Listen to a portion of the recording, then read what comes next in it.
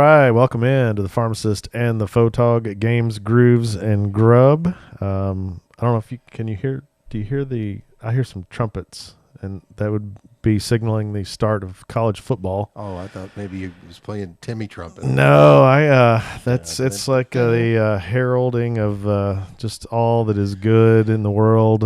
Football season officially kicked off yesterday. I got some high school stuff Friday night and yesterday. Yeah. I had 4 games. Yeah, so I'm geeked. Yeah, it's there were some good games. I didn't sit down and watch any one particular game like straight through. Of course, the Iowa State Kansas State game, what they dubbed Pharmageddon, was played over I in, do like that name. It was played over in Dublin, which I didn't realize they were playing it in Ireland. I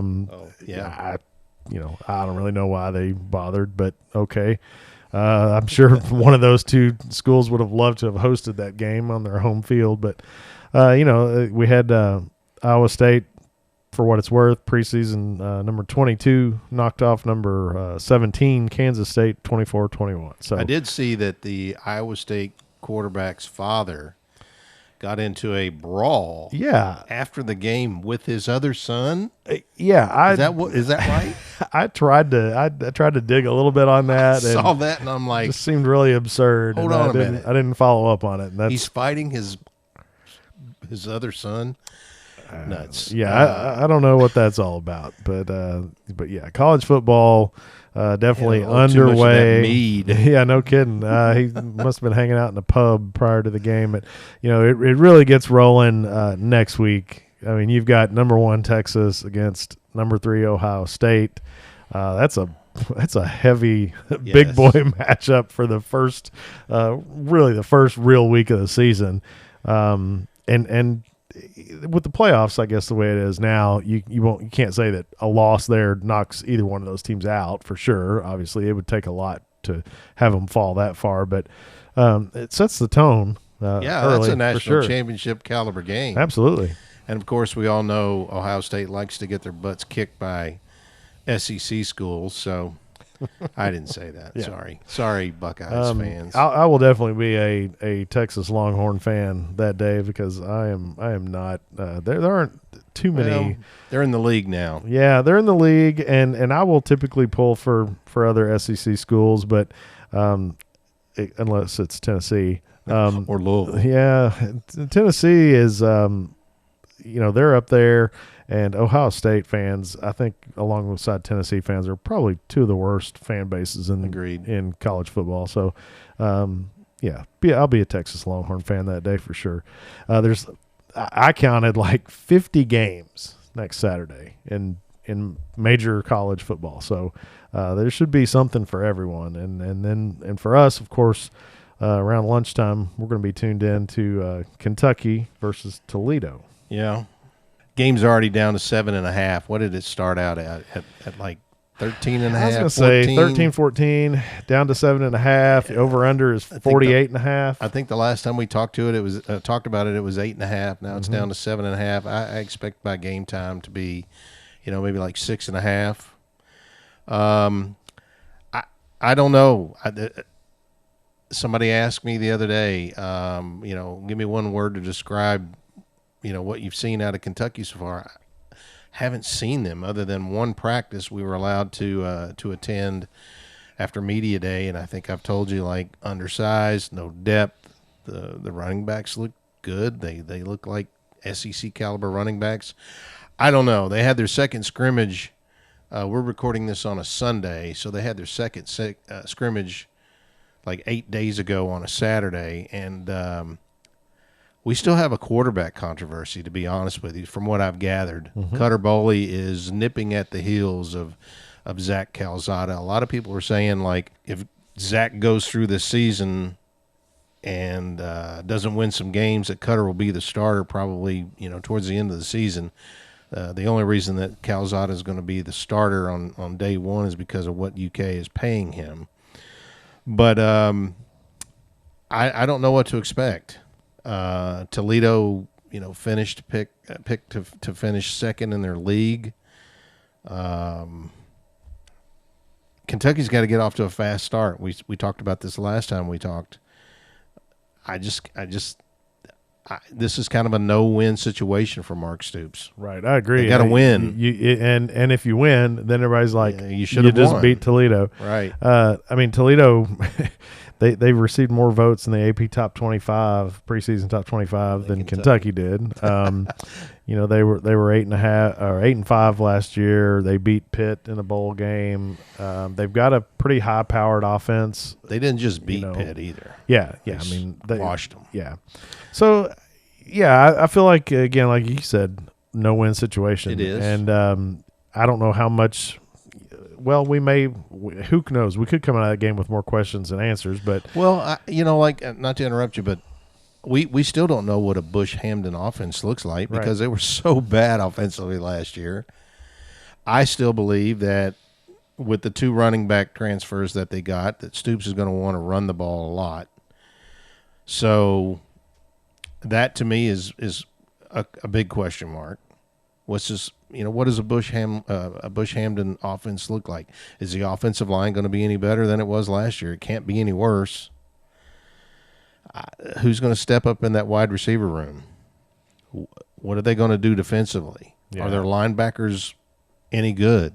Yeah, I feel like they've got to take some chances. Who's going to put pressure on the quarterback defensively because that defensive line is so small? But yet Stoops calls them twitchy. Yeah. Which to me is just, code for we don't have a lot over there. Well, he did say after the second scrimmage he liked what he saw out of the defense a little bit more than in game 1. Yeah, because the tackling apparently was really bad. Yeah, I mean, which man, I can spin a roulette wheel on Stoops seasons and pinpoint teams that didn't tackle well. That if there's ever been an Achilles heel of Kentucky defenses, they've been poor tackling teams most of the time. Now, there have been a few seasons there where our defense was really good, but, man, it seems like when faced with athletes in the open field, there's a lot of, Olay type stuff going on out there, and it just kind of baffles you why they can't be better at wrapping guys up. But hopefully twitchy means able to get to guys that are streaking towards the sideline. We'll see. But, it's going to be fun to watch what happens with this team. I mean, we're both holding out hope that they can surprise everybody a little bit. It's going to take some surprises with this schedule, that's for sure. Agreed. Yeah. Just looking into the season, there's one particular Saturday. I think it's November the 1st. I don't know if you've looked very far ahead into the schedule, but on November the 1st, at least based on preseason rankings, there are, I think, 7 games that are between teams in the top 20, maybe top 25.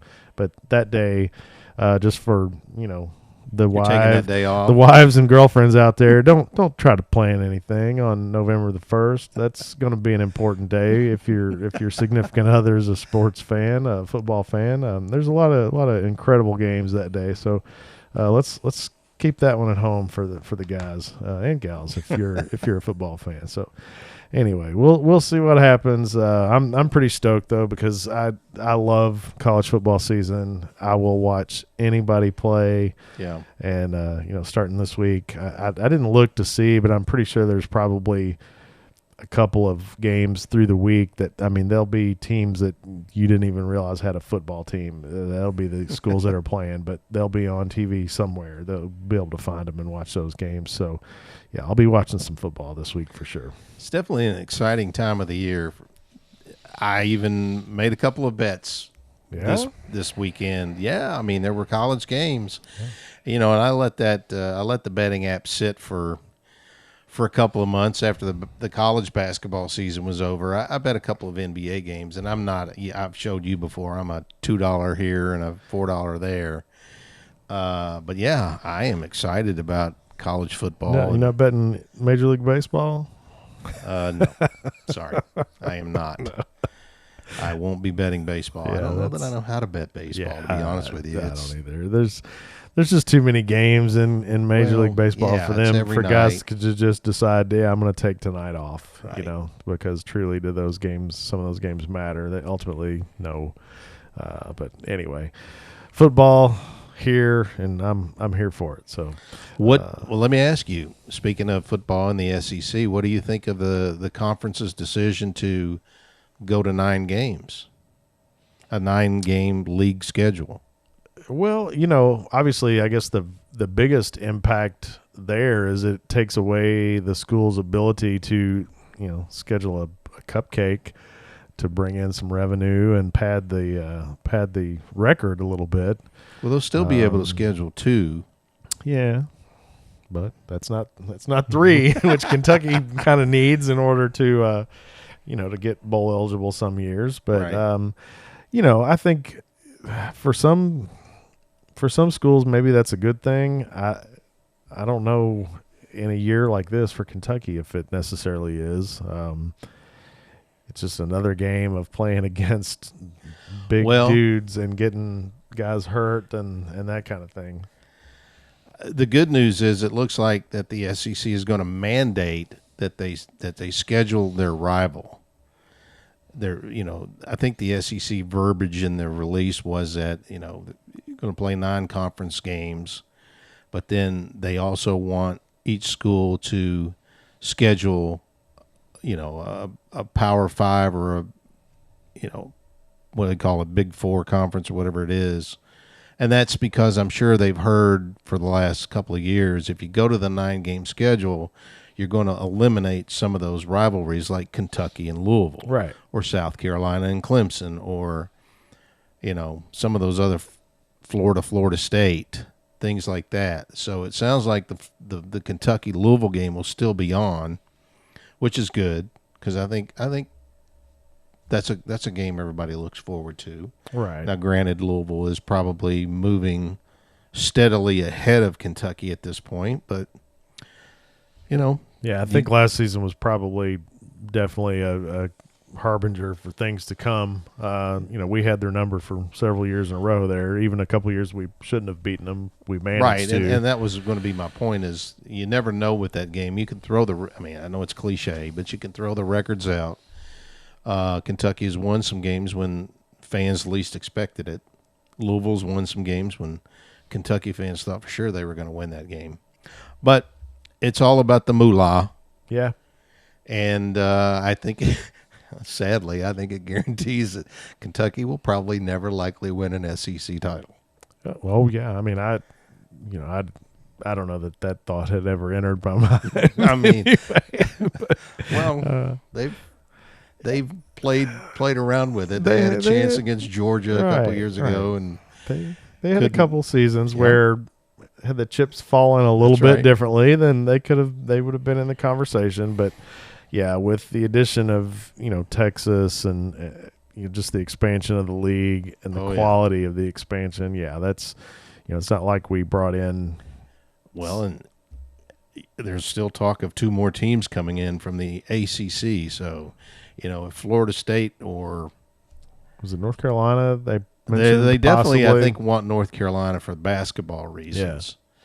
But you keep hearing it's either going to be Florida State or I don't think Clemson. I don't think they would invite Clemson in, but regardless, Florida State has a long-standing tradition in football. So that would be another one where, well, there aren't a whole lot of schools you could invite into the SEC that would cause any kind of problems for me from a basketball standpoint. I agree. I don't. We're not afraid of anybody in basketball. Football, you're kind of like, man, that's the last thing we need. I mean, granted, Florida State's been down for a year or two, but they have the ability to bounce back pretty quickly given all the athletes they can choose from down there in Florida. So, that just gives us, another rung on the ladder to have to try to navigate. But yeah, that could be tough for Kentucky. I don't know. I don't know where it ends. I mean, they're talking about, was it the Big East and the ACC? Yeah, the Big East and the ACC teaming up to make a super conference. So, yeah, we're really close to just having about 4.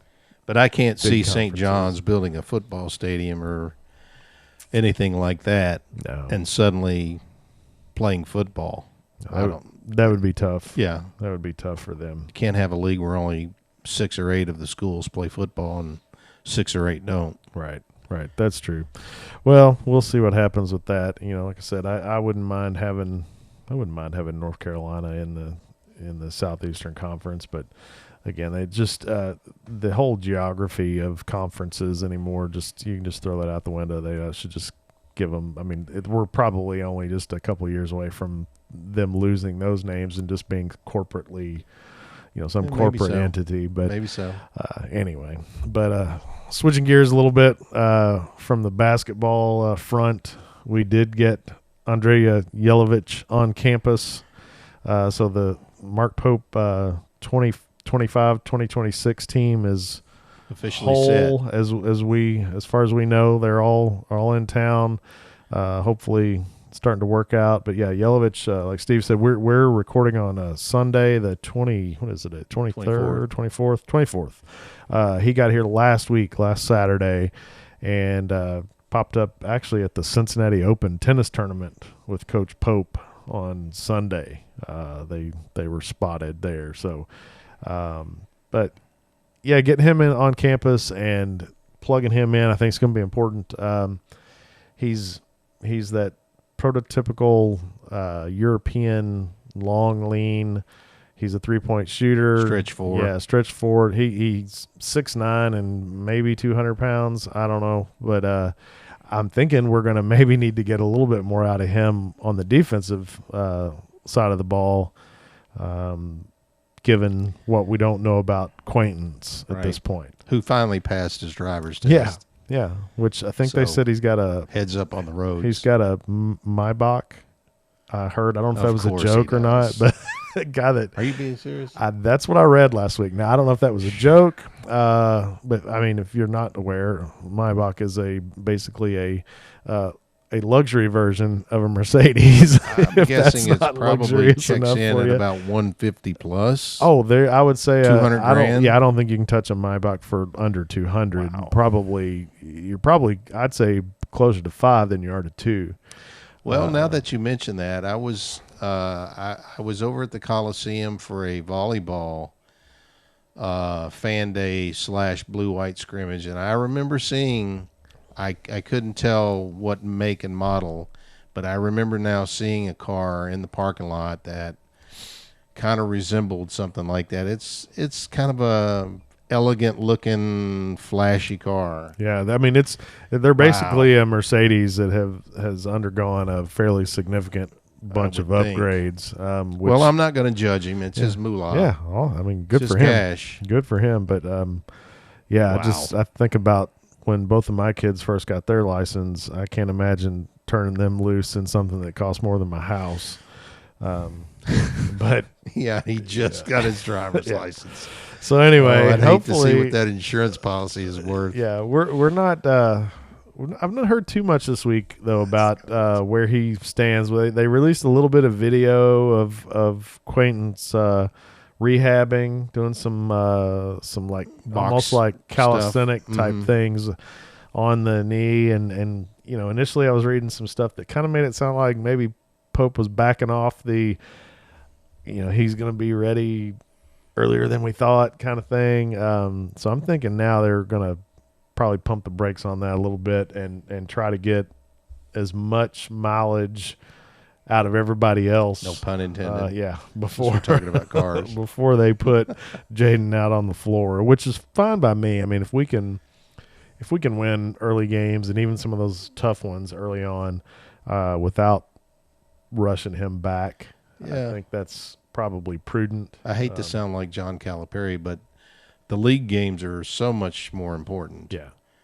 Than those made-for-TV games. Right. I know the fans want to beat Duke and Carolina and Indiana and Louisville and schools like that, but yeah, if you can get him back, get 5 or 6 games under his belt before that league schedule starts.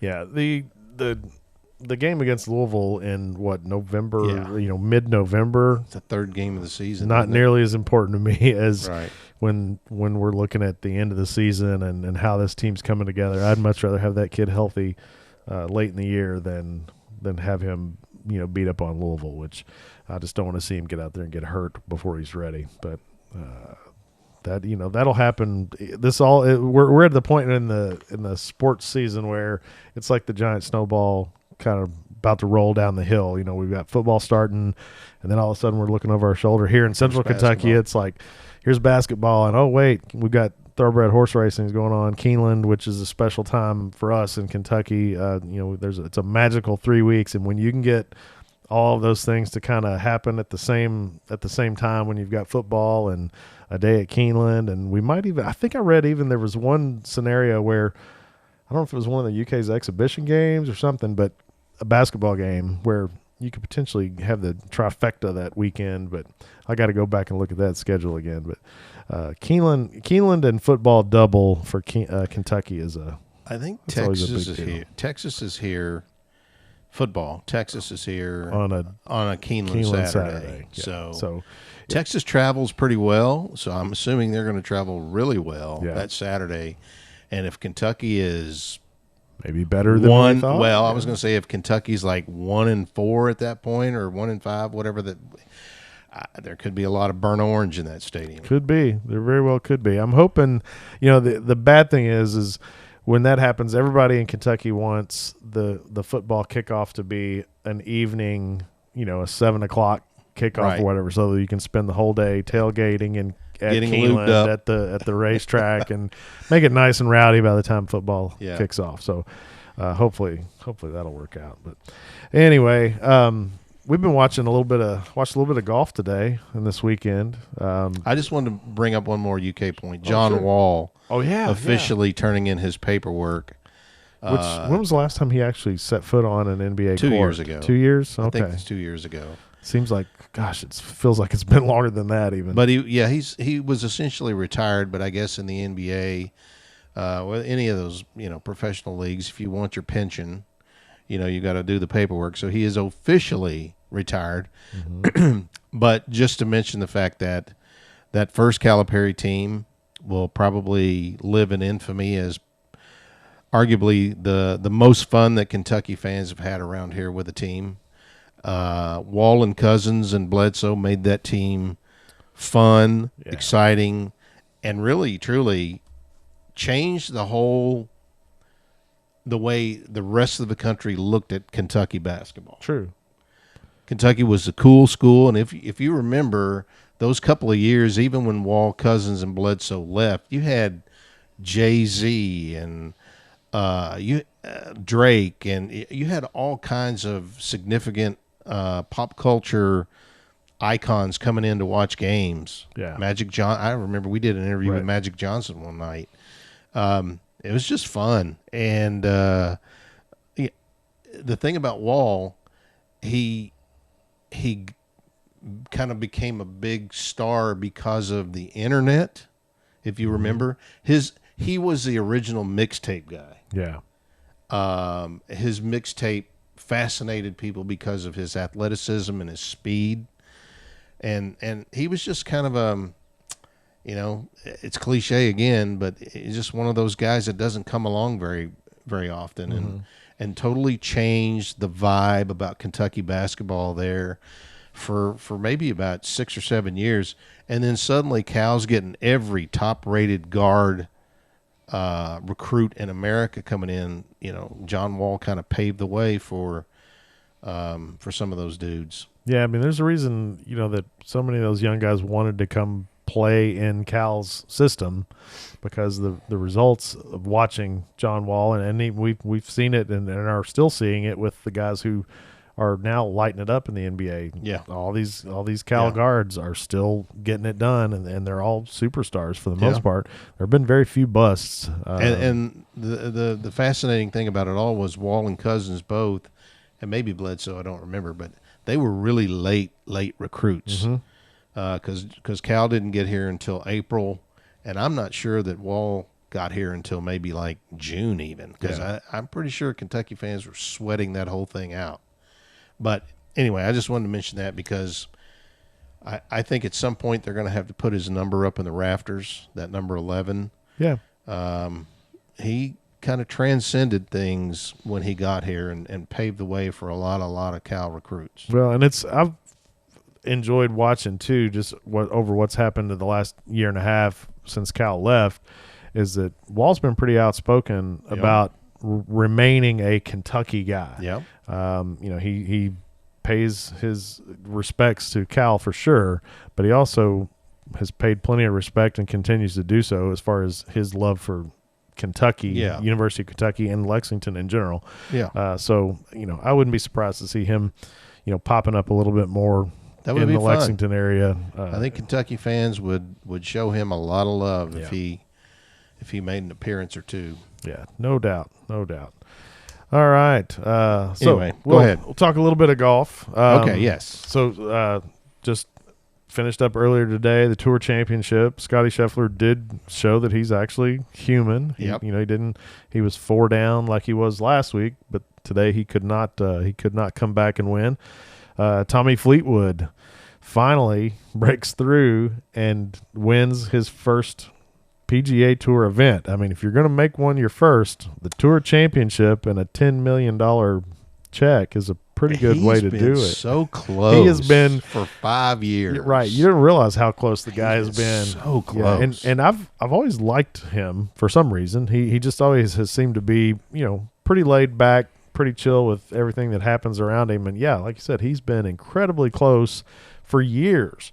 So to be able to finally get that lead and close the deal. I like Fleetwood. Pretty impressive. So he wins today. I think he ended up winning. I think his final margin was about 3 strokes, 2 or 3 for sure.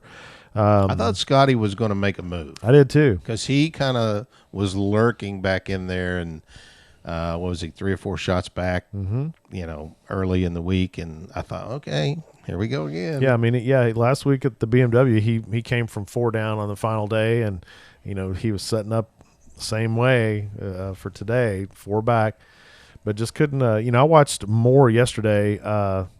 He had about 3 or 4 putts yesterday that were makeable birdie putts inside of about 12 feet that he didn't knock down. So that could have been the difference for sure. Yeah. But yeah, cool to see Tommy Fleetwood break through. I guess this week we'll have the announcement of the Ryder Cup team on Wednesday. That's going to be interesting to see what happens with that, because Keegan Bradley is made a strong case to be a playing captain. What do you do with that? He's a captain. If he wants to play, let him play. Yeah. I don't know. Well, we definitely know who's going to be their going out as their number 1, and that'd be Scotty. Yeah. There's going to be some names on there that are going to be Ryder Cup rookies for sure. So who knows? Maybe that's what this Ryder Cup team needs. Yeah. I don't know. There's a whole lot of possibilities as far as what he's going to do with those wild card picks. I think that the initial 6 are pretty locked in. I'd have to go back and look at the list, but guys, there are a couple of rookies, Ryder Cup rookies in that locked in 6. So I'd look for Bradley to pick some guys, obviously in that second group who have been there. So yeah, we don't want to lose the Ryder Cup I think it's at Bethpage this year up in New York. So the fans will be rowdy for sure. They are always rowdy up there. So yeah, I'm anxious to see what happens with that, because I feel like Bradley's playing well enough. He should play, but then where does that leave him? I think it's tough to be a captain and play. I'm not sure who his co-captains are this year. I don't know. Associate captains. I can't remember. I'd had that stored away there at one point, and I've forgotten it. But anyway, we'll be watching that. You mentioned the BMW. They played that at Caves Valley, which is just outside of Baltimore, and I've actually taken a tour of that place. And back in 2005, they hosted the NCAA tournament, and that was the year that Kentucky and J.B. Holmes, when he still went by John, when J.B. and his guys went up there, they were ranked 7th in the country, and they went up there and played, and we actually went up there to cover it. And it's right outside of Baltimore. It's a great layout. It's a lot of this, a lot of that, but I just remembered that they have cabins on the course because they have a lot of people who come in and stay and play. But it was a great looking layout, and I just remember Kentucky went out there in the opening round, and they were 24th. And I can remember Brian Craig, who was the head coach at the time, told us, he goes, "We're praying for rain," and we're like, "Huh? We're the longest team in America. We need rain so that we can take all that trouble out of play." Thunderstorm that night. I kid you not. Kentucky went from 24 to 9th, and then they ended up finishing 7th in the country that year, and Holmes was the SEC Player of the Year that year. But I just wanted to mention that Caves Valley, where they played the BMW, and Scotty made those incredible shots, especially that one at 17. The just chip in, yeah. Nuts. That was nuts. That's a great location if you ever get an opportunity. Caves Valley. It was fun. Yeah. For us locally here today, Steve and I were yesterday and today both texting back and forth. We've been watching our guy here, Tony Wise from Georgetown, playing in the U.S. Senior Amateur Championship at Oak Hills Country Club in San Antonio. Mm-hmm. And it was moved from North Carolina because of damage that they suffered during the hurricane a year ago. Yeah. So they moved it out to a pretty nice venue, Oak Hills. But yeah, Tony, yesterday he shot. Well, he was 1 over yesterday, I think. Yes. He shot 1 over yesterday, and he was in the top 15, 20 or so. Because the leader was only -4. Yeah. So, I mean, it's a tough golf course. Right. So he texted me and said as much. Yeah. Really difficult golf course. But, we both got a little charge this morning when we started watching. Tony got out on a heater and went 4 under through his first 6. Right. Got as high as a second on the he was tied leaderboard. for second. Yeah. And then hit a little rough spot on his back nine. 4 bogeys. So, but ended up shooting an even par round today. Yeah. But he's still inside the top 20. He is I think what did we tied say? for 18th. 18th, okay. And so that's going to get him. They cut after play. today. They cut today and go to the match play. He said he needed to finish in the top 64. He was very confident, obviously, in that. Said the course was playing really tough, but he was hitting the ball pretty well, pretty straight. He felt good.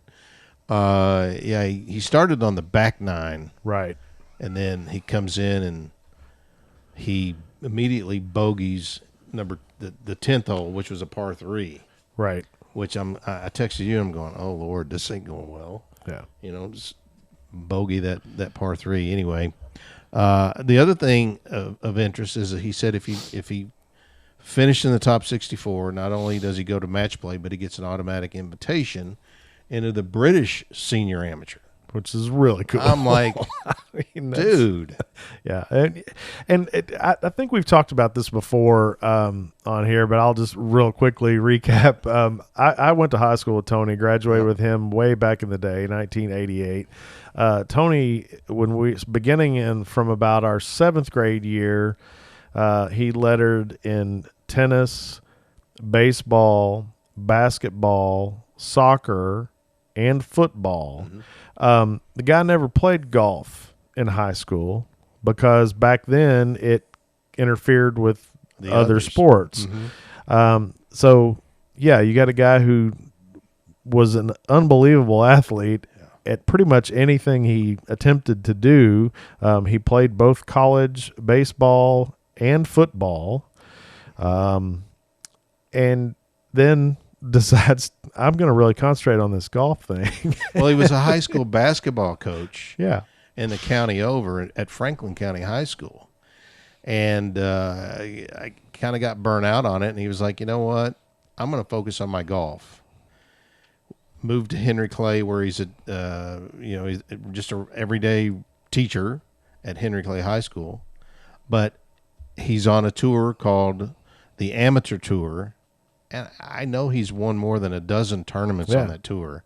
Qualified last year for the U.S. Senior Open, not the amateur, but the Open against legit PGA Tour players. First time he saw the course, he played a practice round with Vijay Singh. Yeah, and I am thrilled to death for this guy. I think I think he could make some money playing golf. Yeah. But to qualify, just to qualify for this senior amateur, he goes out on a course he's never played, shoots 66, 66, 69.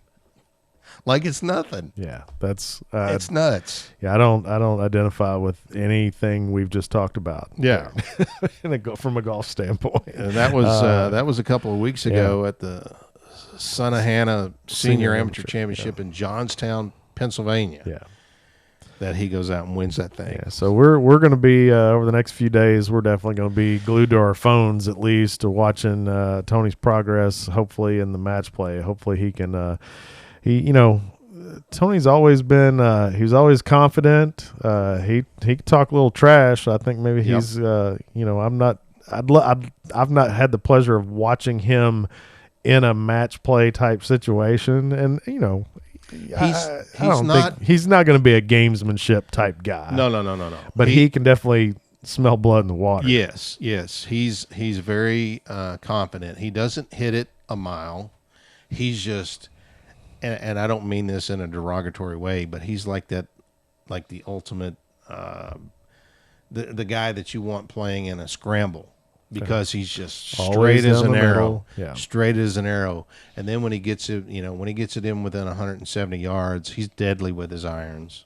He's just really good, and I'm proud of him, and I hope that he can bring home a championship. Yeah, it would be really cool to see him to advance. Pretty far in this. We'll definitely be watching that. Yep.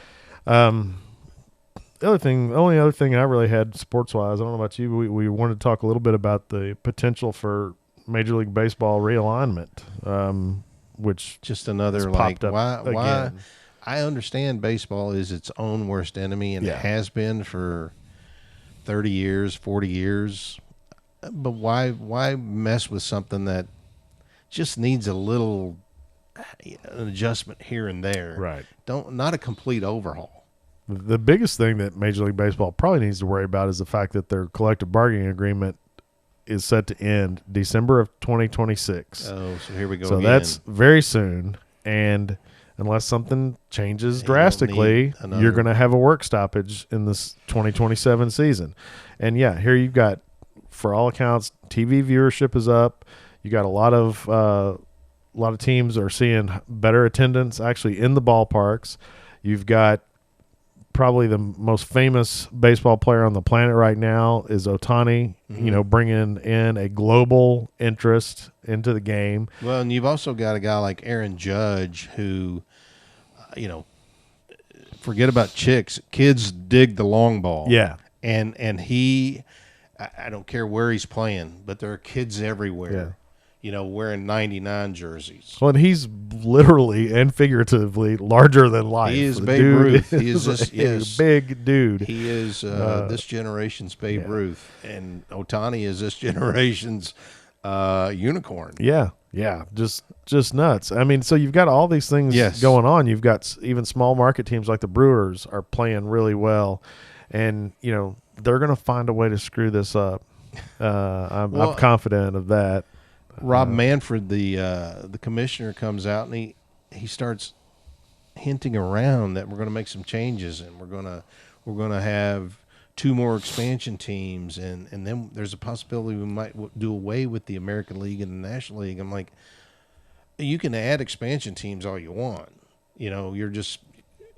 I get it. Some of these cities probably deserve a pro franchise, but then when you start tinkering with doing away with the National League or the American League. I mean, the National League was founded in 1876. Yeah. It's been around for 150 years. Yeah. That's pretty nuts. Come on. Yeah, I'm all about the expansion. That's fine. I agree. Baseball needs something. Yeah. But you can't just recreate the wheel. Yeah. Yeah. I mean, you don't need to break it down completely because I feel like we said, they're headed in the right direction.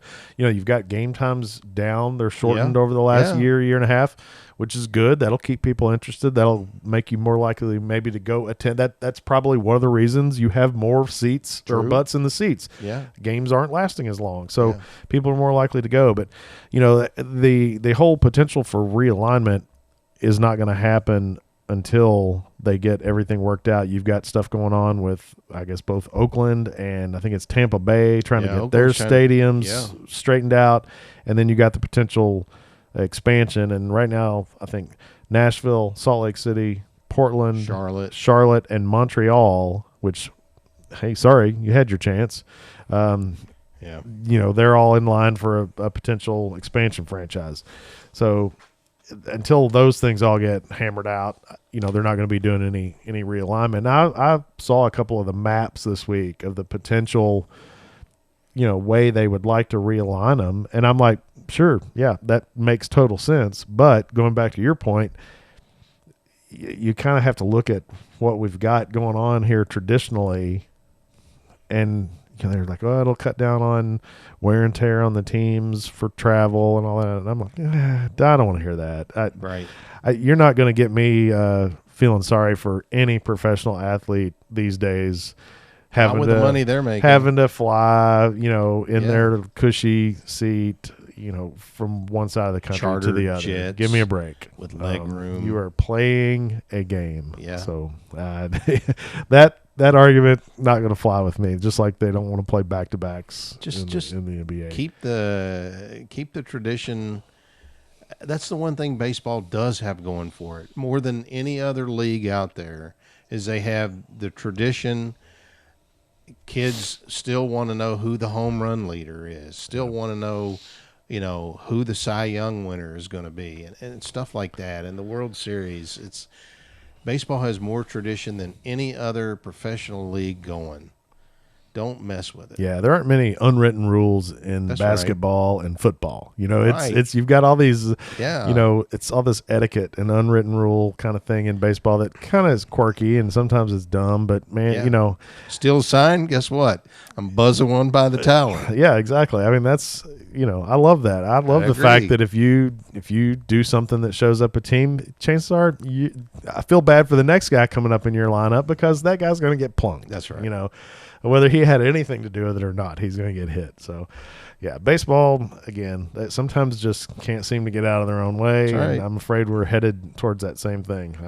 Hopefully I'll be wrong. And maybe wrong too. Cooler heads will prevail and they'll figure this out before 2027. But anyway, anything else in sports?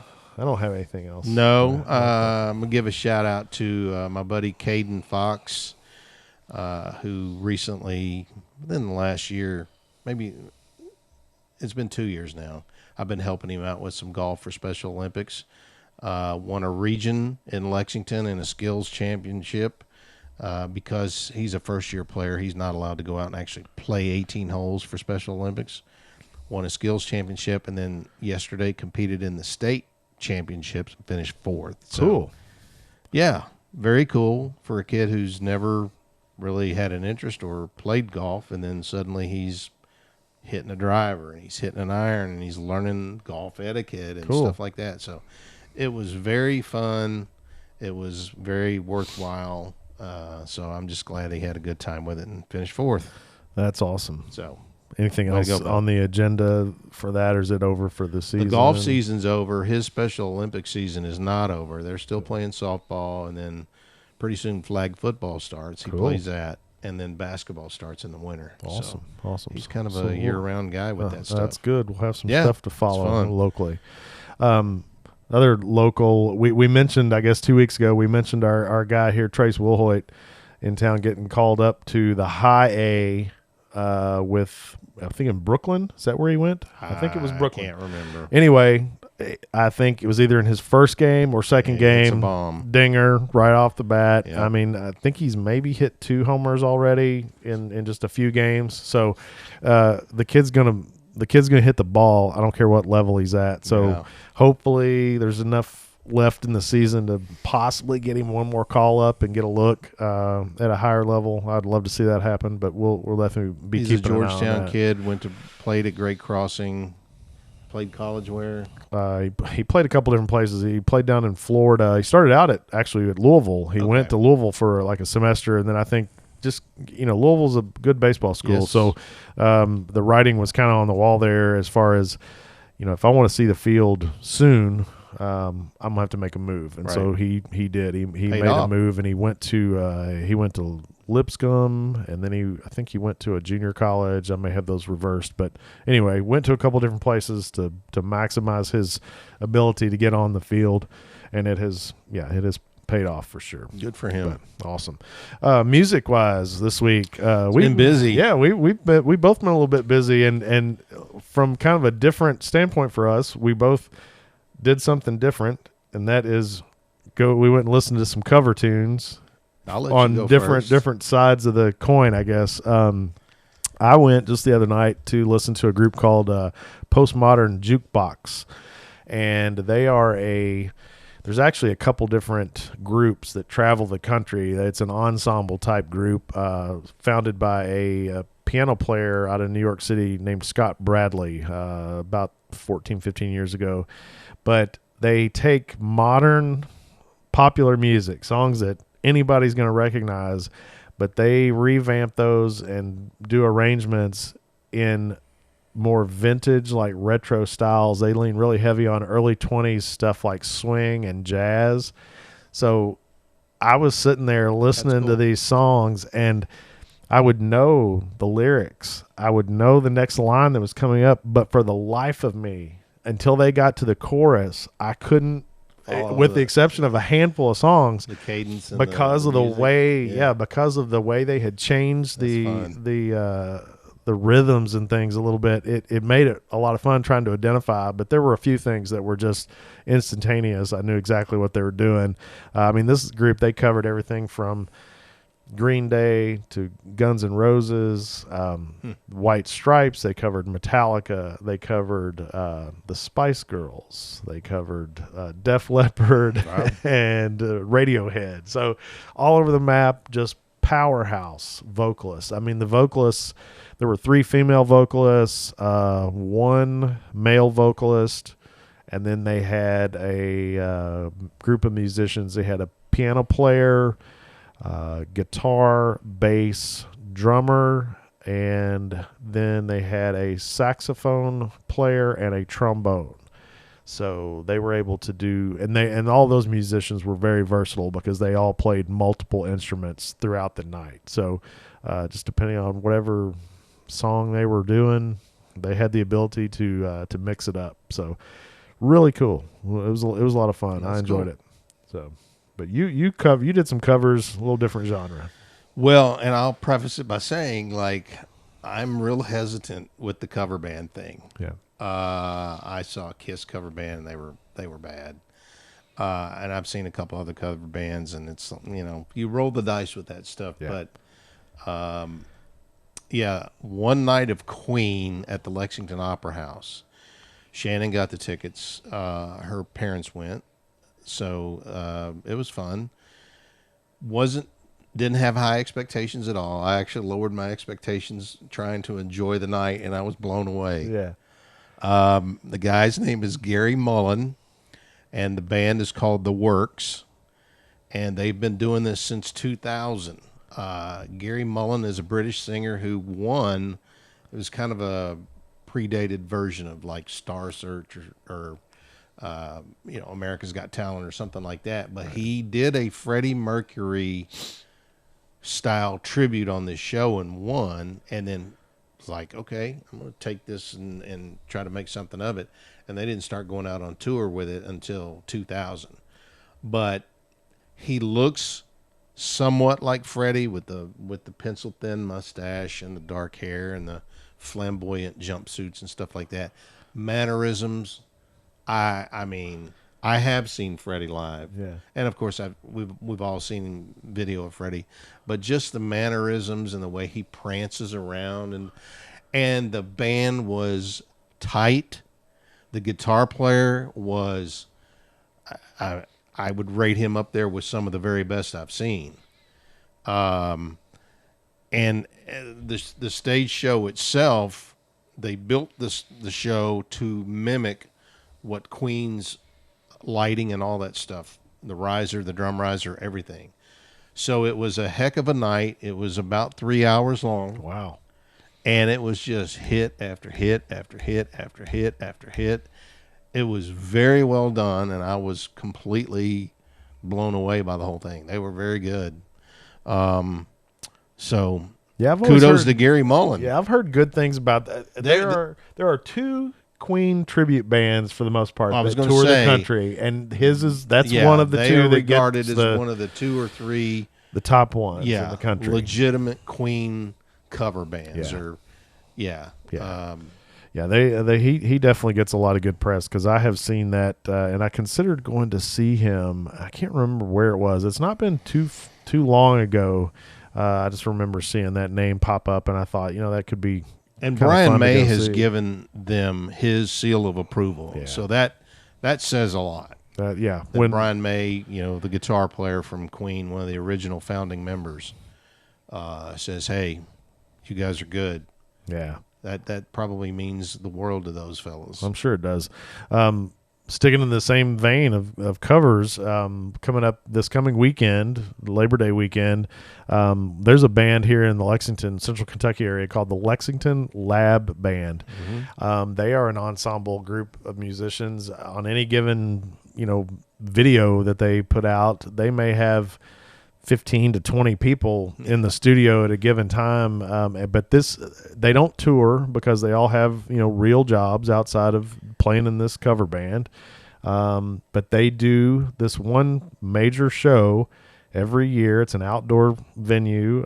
Just bring a lawn chair and you hang out. But they get the whole gang together for that, and they put on a 3-hour spectacle, basically. Well, we talked about this the last time we were together, and then ironically, I went home, and I was like, oh, yeah, I need to look and see when that concert is. Tickets are already on sale. Guess who got tickets? Yeah. It's going to be at the Servant Heart Farm over in Wilmore. And like Dion was saying, they only play the one.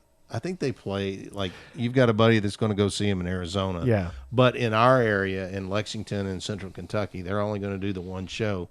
But Mike Vandermark is the guy who started the group back in 2013, and he basically played in a band, and he just said, I got tired of traveling and gigging on the small circuit, loading in, loading out. And he's like, hey, why don't we get the very best possible musicians in our area? Let's work on 3 or 4 songs a month and get them down, and we'll record them and put out videos on YouTube. And now they have 2.5 million subscribers. Yeah. They've had over 250,000 subscribers. They've had over 2.5 million views. Right.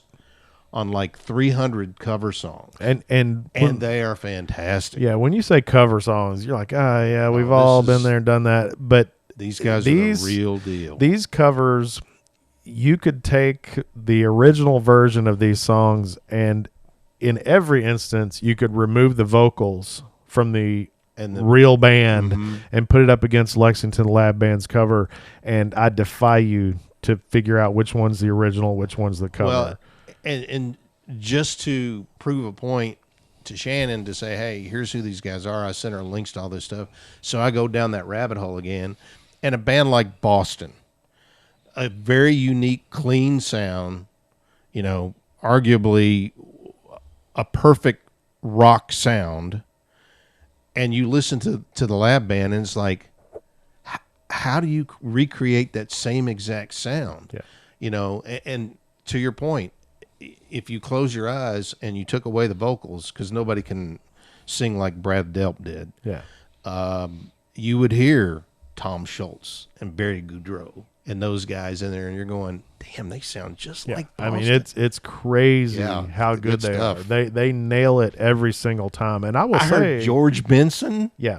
It doesn't stop at the rock. No, they're all over the map. They've covered all kinds of stuff. And over the last 6-8 months, I've heard them do even a couple of covers that are a little bit heavier stuff. They covered, I think they covered Metallica and a couple other bands, and they've done a great job with them. And I'm not saying that they're, saying just compare the music, without the vocals. The vocals are pretty impressive as well. Especially some of the female vocalists like doing Heart and some of that stuff. Yeah, there they're are really times good. I've listened to a few of the covers and I'm kind of like, oh, that vocal's really close, not quite where I would like it to be, but then there are other times when you're just like, I got no complaints in how this sounds at all. So yeah, that's a heck of a show. I'm looking forward to it. If you're in the Lexington, Central Kentucky, or if you're if you enjoy live music and you're anywhere close to where we are, and there are tickets available, I would say it's worth the drive. The only thing that's left are lawn seats. Yeah. All of the other seats are sold out, completely sold out. So the only thing left are lawn seats. But we're there to listen to the music, so right. I'm excited about it. Yeah, should be a really good show, no doubt. And I got my tickets for John Michael Montgomery. There you go. That's good. I did get those because I'm still holding out hope that it'll be like a cavalcade of stars coming to serenade him and send him off into retirement. But very well could be. I think that's going to be a sold out show. And a local guy who's going to put a lot of energy into it. So, and he's got a lot of hits. Yeah, no doubt. We've talked about that too. Yeah, he's got a lot of hits. So I think that's going to be fun. Yeah. There's I don't have a lot. For me, it'll be very cool because I told you the story about shooting him and his family playing at the Jessamine County Fairgrounds. He had just signed and he had not done any like national touring as an Atlantic recording artist. So this like brings it full circle. Yeah. Which will be very cool for me personally. Yeah, that'll be a good show. I may still end up grabbing a ticket. When is that show again? December 12th. Okay. Yeah. We'll see. We'll see how that goes. Whether or not I can squeeze that one in or not. I'm going to try probably. There's a show this Friday night at Manchester Music Hall in Lexington that I may try to go check out. Cosmic. Yeah, Daniel Donato's Cosmic Country. We'll see. A lot can happen in the next few days whether or not I can make it to a show on Friday we're all night. Day today. Yeah, that's the truth. We also go ahead. No, I was just wanted to give a shout out to Stephen Cade, Nashville recording artist who came into town a couple of weeks ago. I think we didn't get a chance to talk about him, but he was playing at a homeless shelter in Lexington, the New Life Center. And I went over there for the TV station and struck up a conversation with he and his wife. And he's been texting me, and I sent him some video of the stuff I shot, did an interview with him, sent the interview to him so he could use it however he wants. But just a really, really cool thing. Called the tour it's part of a tour that he calls the Giving Guitars Foundation, where he presented an acoustic guitar to the New Life Center, and he basically said, I don't know if anybody can use it, but if somebody sees a guitar and they start playing it, maybe it'll bring some cheer and some smiles to people's faces who are facing some life issues. So I just thought that was very sweet, and I hope he has a lot of success. But he was leaving Lexington and was heading to Anaheim, where he was going to sing the national anthem at the Angels game. Wow. Not Anaheim, but L.A. Yeah. And he's coming back here, I think in November, to play one of the vineyards in Richmond. So I may go see him. Cool. Because it's not really bro country, because it's kind of from a spiritual aspect, but his music's pretty good. His name's Stephen Cade. Awesome. If you want to look him up. No doubt. We both there are weeks where it seems like we don't have a whole lot to talk about on music or food, but this week we got all kinds of food that was good last week.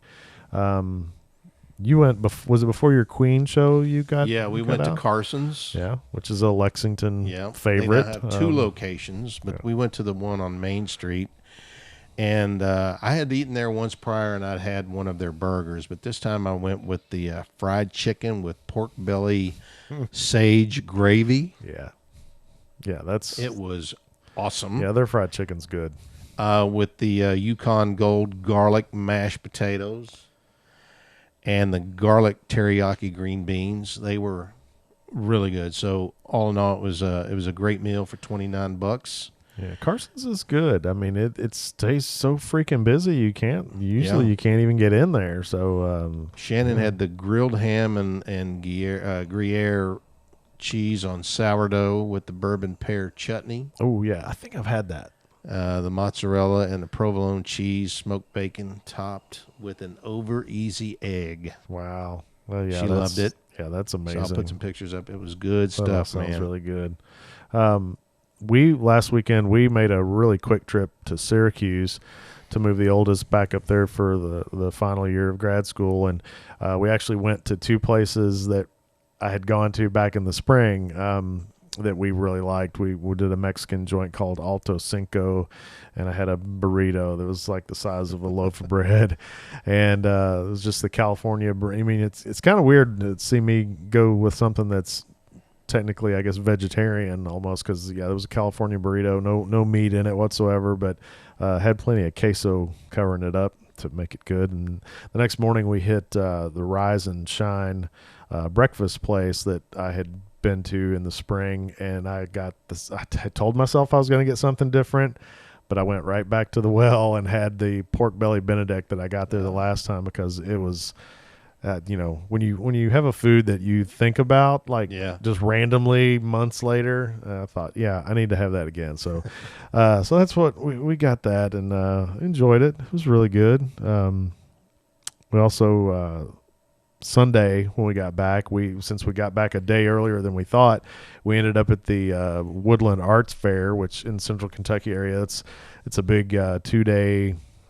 Just what it sounds like, a big art fair with primarily a whole lot of stuff I can't afford. Lots of really cool art, paintings and sculpture and photography, and you see some really unique stuff there. But there's always some good food and that kind of thing. I tried a little. There was a mead, a meadery out of Paris, Kentucky.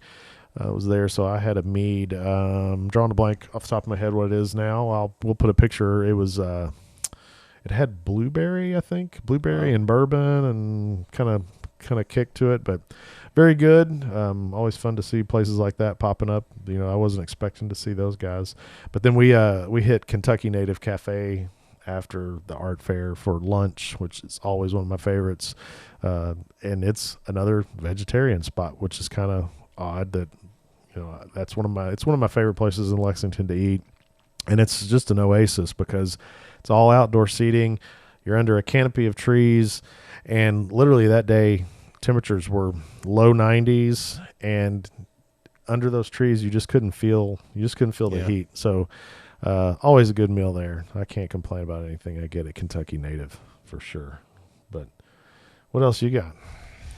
We did a cooking class. It was more of a kind of let's go have some fun, eat some good food thing. But we did a cooking class a couple days ago at Stuarto's, the olive oil company. I think Stuart has maybe 4 or 5 locations throughout the state. I know he's got 2 in Lexington, or maybe 3. I can't remember. Yeah. But basically, you have a chef, a trained chef, who comes in and he'll tell you, okay. Well, first of all, Stuarto's posts the menu for the following month, the following cooking class, a couple of weeks, 3 weeks prior to. So we had been looking, and neither of us could come to an agreement on a menu. And then we found this one, and we're like, this is a one. So on the menu was skillet ribeye with chimichurri sauce. And you make all of the ingredients right there tableside. You mix them all with all of the various olive oils and the spices and stuff like that. Then there was a blackberry ginger barbecue pork tenderloin, which is one that we cooked. Because there was probably about 50 people in the class. And so we were like, well, why aren't we cooking the steak and the pork and the potatoes and the dessert? And he was like, well, if all of you all cook the same thing, we'd be here all night. So, okay, that makes sense. So, what you do is you pick one of the meats that you want to do, and then some other folks do the other meat. Some other folks do the potatoes, and then some others do the dessert. The potatoes were rosemary and leek potatoes, and all of these are cooked in a skillet. And then the dessert was sweet raspberry quesadilla, and it was very good. So basically, we marinated the pork tenderloin, let it marinate for about 10 minutes, and then we started it while the others are cooking the steak and some are cooking potatoes, and it was fun. It was a fun night. The best part of it all is all that is cooked is put on a table, and then everybody goes through and samples everything. Mm-hmm. And there's plenty left over, and some people even took some, leftovers home. So it was $65 a person, a lot of food, a lot of wine. Yeah. As soon as you walk through the door, they fill you a glass, and the drinks keep coming. So it was pretty fun night, I have to admit. So yeah, I definitely want to get in on that. We're gonna, and you said they mentioned there what the menu is for the next month, and that it sounds pretty good. So I might look and see, depending on when that is. It's a good date night. Yeah, it's a really good date night. Sounds like a lot of fun. I mean, and and you're kind of in the same boat. I mean, it's not like I definitely with my wife, we don't need a cooking class, but it just breaks you out of the the doldrums of cooking the same stuff all the time, and it's also different. Just a little something different, a little something fun to do. Mm-hmm. You're always wondering, what can we go do tonight, and 9 times out of 10 you end up sitting at home watching TV, and so if you make plans ahead of time and say, hey, we're going to go do this, and she's not much of a by her own admittance, she's not much of a meat kind of person, but she did like the steak. She wasn't real high on the pork tenderloin that we cooked, but I thought it was really good. Had a good taste, and she loved the potatoes and especially the quesadilla. Quesadilla had a really good taste to it, and I'm not a big raspberry fan. Yeah, but and as a dessert, you're going quesadilla, but I'm telling you, it worked. Yeah, that sounds good to me. So I'm going to keep an eye on it and see if I can't squeeze one of those out. Stuardo's in Lexington. I had, I went before the Postmodern concert. My brother-in-law and I, we went. He had never been to Buddha Lounge in Lexington, so I took him to Buddha Lounge. I got my staple there, which is the Thai Penang curry. We always get that in a sushi roll, so I had that in a spicy tuna roll. He got a tempura platter, so it was like crab meat, shrimp, and then all the vegetables. Everything on the plate was tempura battered and fried. I do like that. Yeah, that was good. That's good stuff. And then I went also then on Thursday night, I went to the soft reopening of KS Bar in Lexington, which for those unfamiliar, there's a bar in Lexington called KS Bar. It's an offshoot of KSR, which is Kentucky Sports Radio, a local media entity that kind of became a juggernaut over the last, 10, 12 years. They got to be a fairly prominent player in breaking and being a part of Kentucky sports news, but their restaurant that opened up, I don't know how long the restaurant's been open, 4 or 5 years. Yeah. But back in the spring, they announced that they were going to be closing for a remodel and revamp of the menu. And I got to admit, I was one of many people who thought that was just code for we're never going to reopen. And which kind of surprised me because the place, especially game days, and for big major sporting events, is always busy. But anyway, they had a soft opening to test out their new menu, and it was primarily people who are big fans of the show and listeners of the show. I've got a buddy who's a big fan, and he had purchased a table, so he invited me along. And interestingly enough, Matt Jones, who owns the place, he was making some announcements to the crowd, and he more or less said we had to have some serious conversations amongst ourselves. Did we want to reopen this place? Oh, wow. And he didn't really elaborate as to why, but ultimately he said, this is a place where Kentucky fans enjoy coming together and commiserating and celebrating together. And so, I'm glad they reopened, even though I can count on one hand the number of times I've been there since they've been open. Yeah. But I'm glad they reopened. Well, you know how it is in any business, but especially, or so I've heard. I've never operated a restaurant, but especially a restaurant, I've heard it's really, really tough. It's just brutal because the margin is very, very slim. Mm-hmm. The price of what you pay for the food versus the price. They make all their money on alcohol. I'm sure. That's where they make. I'm sure. That's where just about any restaurant makes its money is alcohol. But so I'm a little surprised to hear that. But yeah, kudos to them for hanging in. Yeah, I'm glad they did not close because, like I said, even though it's not a place that I have frequented often, I know a lot of people, especially diehard Kentucky fans who maybe can't get into a basketball game or something like that. They know that they can go to KS Bar and watch a game and be surrounded by 99% of the people in there are going to have the same rooting interest as you do. So, right. But I failed to take a picture of the burger that I got. I got a bacon jam burger. It was very good. But they brought out a platter of their appetizers, and everything on the appetizer platter was new. Now they've had wings before, but they've had new treatments for these wings. But they had tater kegs, which I was a big fan of. They were giant tater tots stuffed with cheese and I think bacon and who knows what else. But those were pretty good. The pretzels, the soft pretzels were very good, and then the wings, of course, were solid. I liked their wings before, so I'm glad they didn't mess with those too much because I felt like that was a selling point for them. But there used to be a picture hanging in there of me. Yeah, and I had already Not that left. I'm tooting my own horn, but there was a picture of me and Matt interviewing Drake at a Big Blue Madness. Yeah. And the only reason I know that is because Ryan Lemon, who is one of the co-hosts of the show and I think one of the minority owners of the restaurant, has sent me a picture of it before, prominently displayed where they do their radio shows. And I'm like, oh, dear. Yeah. But I was just curious. Yeah. I texted Dion to see if it was still hanging up there and take a picture and send it to me. I've never seen it. I had already left at that point, unfortunately. So we'll have to go back in there. We may have to go together. Go in there and check it out and see. But when hell freezes over. Yeah.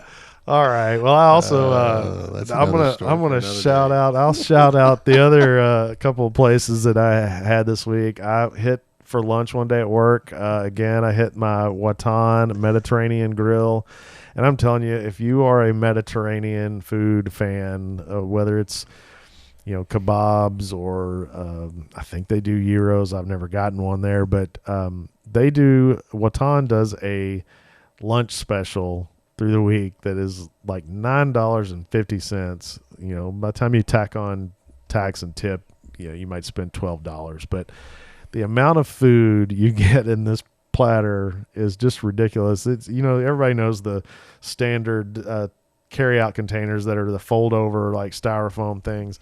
I mean, you almost cannot get the lid closed on this thing, and it's weighs probably 3 pounds when they hand it to you. I can't eat it all. I mean, if I had any self-restraint whatsoever, I would eat half of it and then bring the rest of it home. But I try stubbornly to go get through the whole thing, and then I can't, and end up throwing a pretty decent amount of food away. But yeah, this place, so good, and it's just made even better by the fact that the guy who runs it, I need to learn his name. I feel bad that I haven't, but he's such a nice guy. I mean, he always asks. I bet his name is Jim. I don't know. Well, he doesn't look like a Jim, so I'll just say that. But anytime somebody who comes in and immediately, they want to ask you, how's your day going? And I don't think he's just doing it as a perfunctory, hey, how you doing, man? It's like, hey, are you having a good day today? And it's like he's actually expecting you to give him a little bit more than a yes or no answer. Yeah. So just always really good. They just kind of radiate good energy when you go in there. So I love those folks. Highly recommend Watan Mediterranean Grill. You go out Clay's Mill in Lexington, and it's off of Keithshire Way. There's a shopping center up there. Several good restaurants up there, as a matter of fact. So recommend all those. And then an hour or so ago, hour and a half ago, before we even started recording, my wife and I, we took the doors off the Jeep and hit the back roads, drove about 40 minutes over to Lexington and went to Windy Corner Market. Great place. Fantastic little spot. Weeda Michael. Yeah, she's a local chef extraordinaire who owns, 7 or 8 different restaurants. And what's really cool about them is they all kind of have their own vibe. They're not all the same.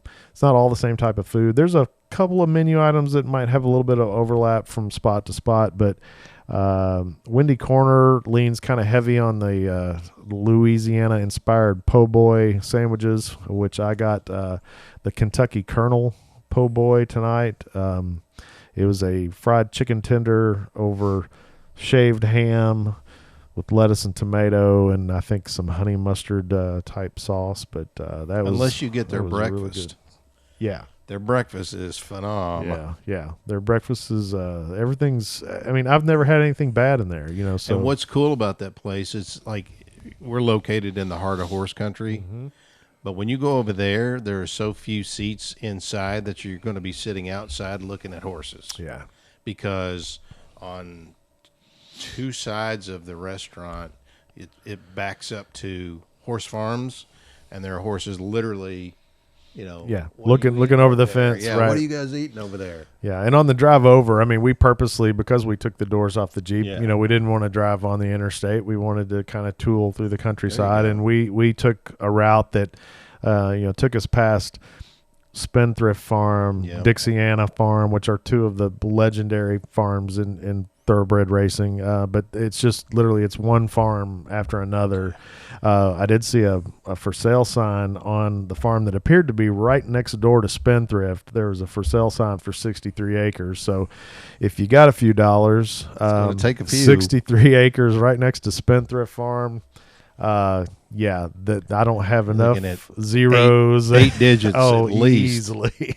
It would take a lot to get that one, but we enjoyed that, and we took a little bit different route on the ride home, but really close to the restaurant. We did pull over and spend a little time petting on some horses, and they had some yearlings out there, and the yearlings, it took them a little bit to warm up to us, and it's kind of funny because the mamas are a little bit guarded. They get between you, of course you're separated by the fence, but even the mamas they shield the babies a little bit, and until you pet on them and kind of earn their trust. And if you've never gotten up close and personal with a full-grown thoroughbred, you don't realize how big. I mean, we know, of course, because we're in Kentucky. We've been around horses.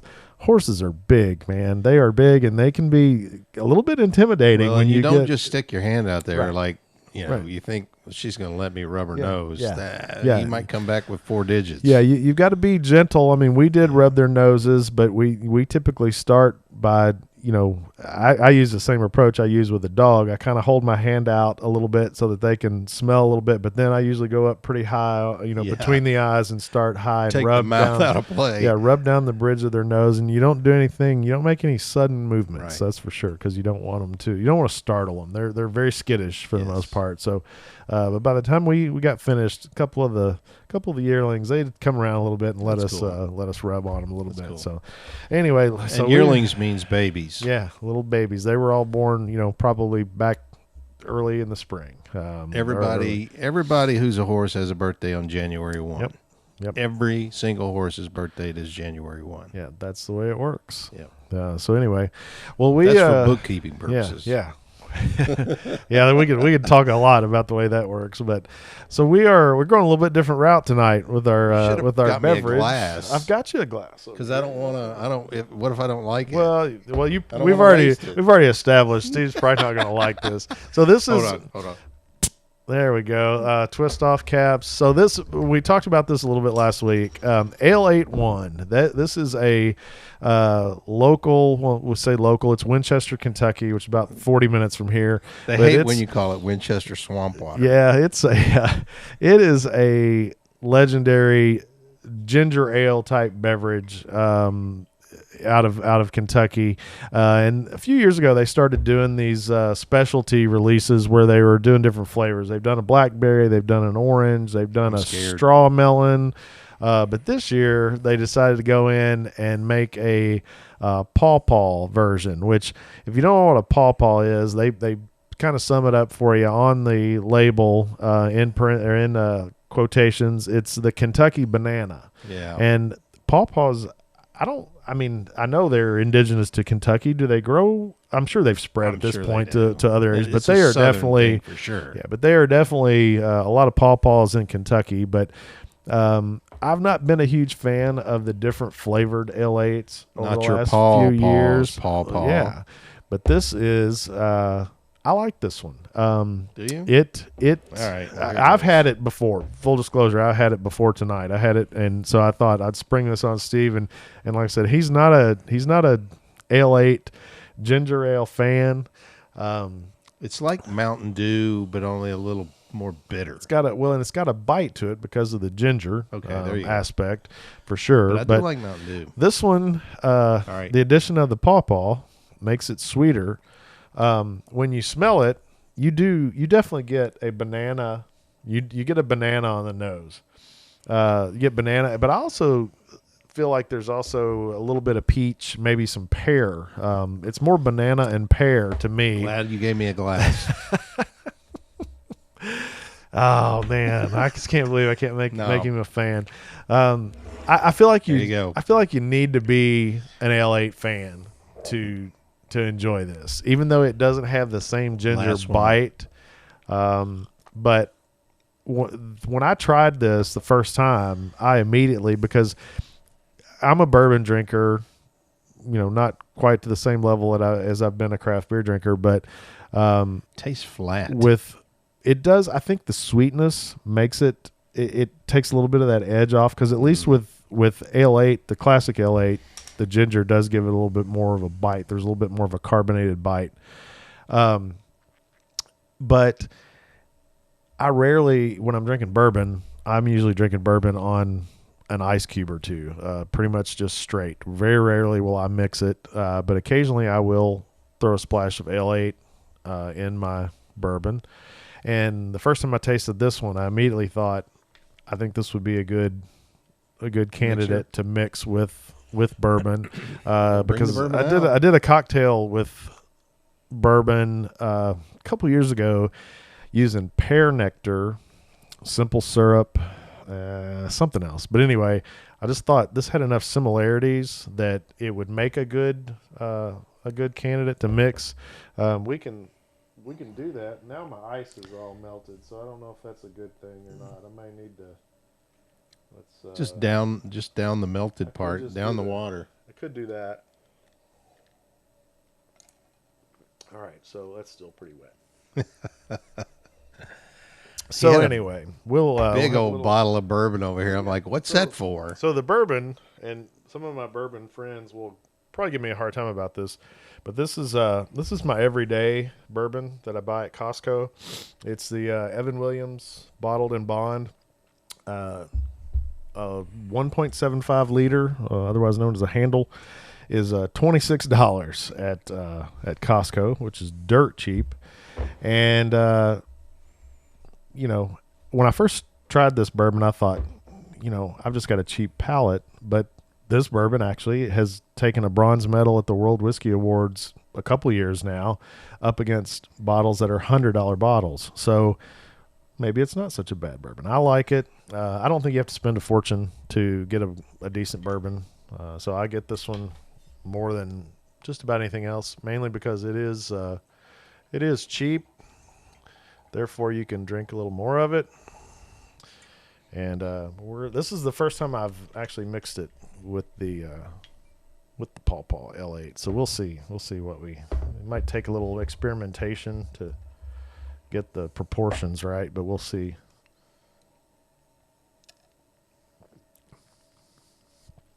Oh, yeah, I like that. That's pretty good. I could use a little bit more ice. That's too melty. So we'll try that maybe next time. Maybe we'll start the show next time with a There you go. cold beverage. But yeah, I thought this would be a good mixer to go with the There you go. bourbon, and I believe it is. I'll probably get Steve to be an IPA drinker before I'll get him to be an ALA drinker. But anyway, Yeah, it's fun. that's a no for me. So you're saying you don't want to do a flight of all of the different flavored L8s, and we Now, my oldest daughter, they love L8. They love it all. Yeah. They love any and all flavors, especially the pawpaw. Well, and I went They have a pawpaw tree growing in their yard. Well, I went yesterday actually and bought a case of the pawpaw L8 because my Syracuse student, L8, they don't distribute L8 to other states, so definitely not to New York. So Are you having it shipped up there? No, I'm just going to hang on to it until they're coming home for fall break. So we'll sit on it, and if I don't drink it all, I'll probably go get another case of it just so I'm sure that There we you got go, plenty. brother. But It's all you. I'm going to send it home with him so he can drink it. All right, I think we're going to wrap it up tonight. We'll If you want to, week, let me just mention if you want to check us out on YouTube, Yeah. we do have video associated with this, so we're on YouTube. Just search us out. yeah, we'll throw lots of pictures up tonight of the various things that we did this week. Because we should have several things. I tried to be yeah. good and take lots of pictures. Likewise, for a change. I think it does makes the video kind of cool just to see what we're talking about a little bit. Absolutely. It's one thing to describe a really good sandwich I had 2 hours ago, but to see it makes you be like, oh yeah, I kind of would like to go there and try that. So we'll get together next week. Or we'll try to get together a little bit earlier and see if we can't. I don't know. With the way we're recording today, we won't necessarily have UK football unless we wait until the first part of the following week. So we've kind of screwed ourselves up here. But Mark Stoops, manage. I forgot to mention, Mark Stoops talks for the first time on Monday, game week kind of press conference tomorrow. Or tomorrow is Monday, right? Yeah. So we'll have some of that too. Yeah. Heading into Kentucky's first game on Saturday against Toledo. Yep, sounds good. All right, until then, try to get out there and drink some L8 if you can find it. The Pawpaw L8, it's delicious, despite what Steve says. And there's lots of good sports and music and everything else. But until next time, just try to get out there and try something new. We'll see you then.